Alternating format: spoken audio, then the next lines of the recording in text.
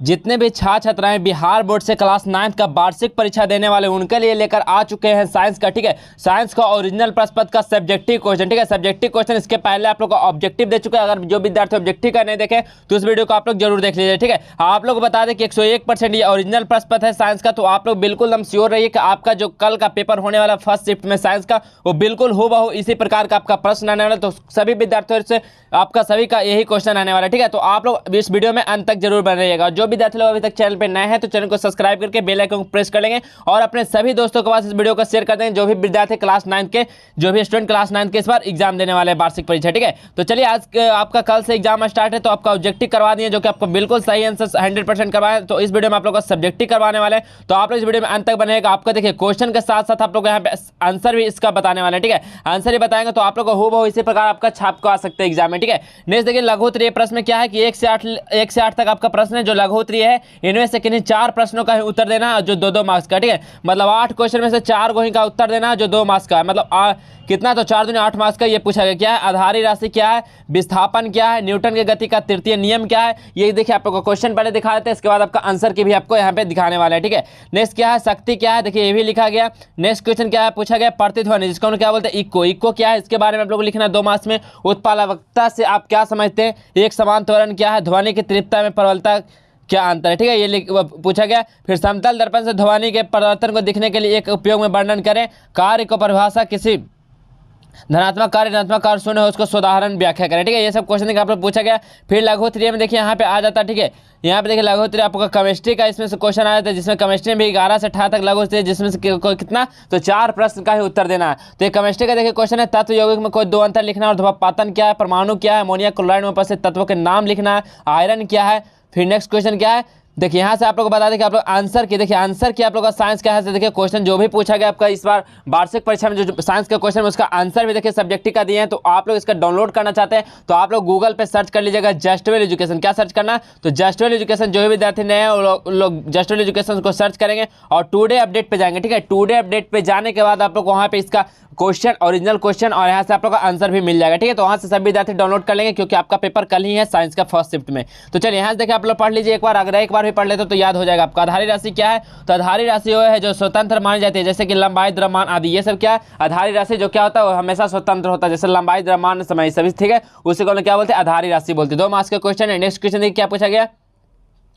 Next क्या है कि न्यूटन के गति के तृतीय नियम को लिखना है, ठीक है। आप लोग को 4 ही प्रश्न का उत्तर देना है, तो 8 में से आप 4 ही दीजिएगा। तो देखिए न्यूटन के गति के तृतीय नियम क्या होता है, तो इस नियम के अनुसार न्यूटन ने क्या बताया था कि प्रत्येक क्रिया परिणाम में समान परंतु दिशा विपरीत प्रतिक्रिया उत्पन्न करती है। क्या करती है, जब हम लोग कोई भी समान दिशा में हम लोग जब क्रिया लगाते हैं तो क्या करती है विपरीत दिशा में वो क्या करते हैं प्रतिक्रिया उत्पन्न करती है, ठीक है। यही नियम दिया था न्यूटन, तीसरा नियम वही बताया गया। इसे क्रिया प्रतिक्रिया का नियम भी कहा गया। क्या, न्यूटन के थर्ड लॉ को क्रिया प्रतिक्रिया नियम भी कहा गया।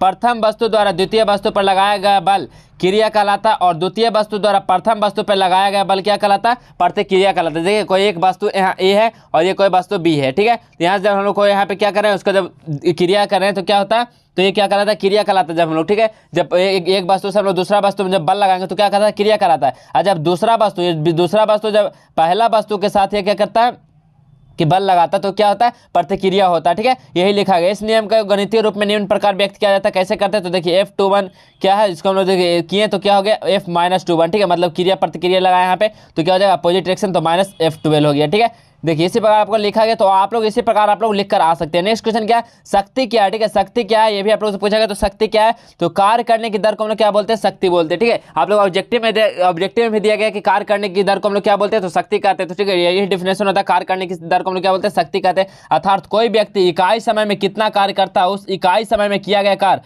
का मान उस व्यक्ति की शक्ति कहलाती है। था कार्य व समय के अनुपात को शक्ति कहते हैं। शक्ति का मात्रा क्या होता है, तो शक्ति का ऐसा ही मात्रा क्या रखना, क्या होता है वाट होता है, ठीक है। क्या होता है वाट होता है, जिसको हम लोग जूल पर सेकंड से भी हम लोग डिनोट करते हैं वाट को, ठीक है, जूल पर सेकंड भी, ठीक है। तो आप लोग ये 2 मार्क्स का क्वेश्चन है। चलिए नेक्स्ट क्वेश्चन क्या है, इको क्या है, ठीक है। इको क्या है, जिसको हम लोग प्रतिध्वनि बोलते हैं। तो प्रतिध्वनि क्या है कि जब किसी स्रोत से उत्पन्न ध्वनि आगे जाकर किसी वस्तु जैसे दीवार हो गया, पहाड़ हो गया आदि से टकरा कर पुनः स्रोत के वापस लौट जाती है, ठीक है। मतलब ये देखिए आपका पहाड़ है कोई, ठीक है, यहाँ से हम लोग कोई ध्वनि उत्पन्न करवाते हैं, ठीक है, साउंड करवाते हैं, ठीक है, साउंड करवाते हैं, तो क्या होता है कि ये वापस टकरा के आप लोग ये टकरा के आप लोग क्या पुनः स्रोत की ओर लौट जाती है वापस, तो उसको क्या बोलते हैं, इको बोलते हैं, ठीक है। तो यही होता है प्रतिध्वनि। नेक्स्ट क्वेश्चन, उत्प्लावकता से आप क्या समझते हैं, ठीक है, उत्प्लावकता से आप क्या समझते हैं पूछा गया। तो क्या होता है, तरल पदार्थ जैसे गैस तथा द्रव का वह गुण जिसके कारण किसी वस्तु को उसमें डुबाए जाने पर वह वस्तु पर ऊपर की ओर क्या करता है, एक बल लगाता है, जिससे हम लोग क्या बोलते हैं, उत्प्लावकता बल बोलते हैं, ठीक है। ये भी 2 मार्क्स का क्वेश्चन, आपको 4 ही लिखना है, ठीक है, 8 में से 4 ही लिखना होगा। चलिए नेक्स्ट क्वेश्चन क्या है,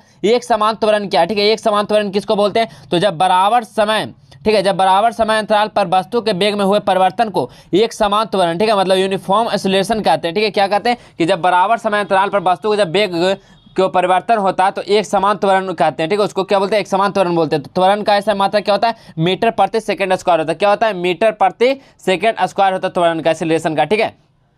तो ये भी 2 मार्क्स का क्वेश्चन आप लोग इतना आसानी से लिख पाएंगे। नेक्स्ट क्वेश्चन देखिए क्या है, ध्वनि की तीव्रता और प्रबलता में क्या अंतर है, ठीक है, आप लोग पूछा गया कि ध्वनि की तीव्रता और प्रबलता में क्या अंतर है। तो तीव्रता किसी एकांक क्षेत्रफल से 1 सेकंड में गुजरने वाले ध्वनि ऊर्जा को ध्वनि की तीव्रता कहते हैं, ठीक है। और प्रबलता किसको कहते हैं, तो प्रबलता ध्वनि की कानों की संवेदनशीलता की माप। उदाहरण के लिए 2 ध्वनियों समान तीव्रता की हो सकती है परंतु हम एक दूसरे की अपेक्षा अधिक प्रबल ध्वनि के रूप में सुन सकते हैं, ठीक है, इसको क्या बोलते हैं, प्रबलता बोलते हैं, ठीक है। तो दोनों को हम लोग को डिफिनेशन लिखना है।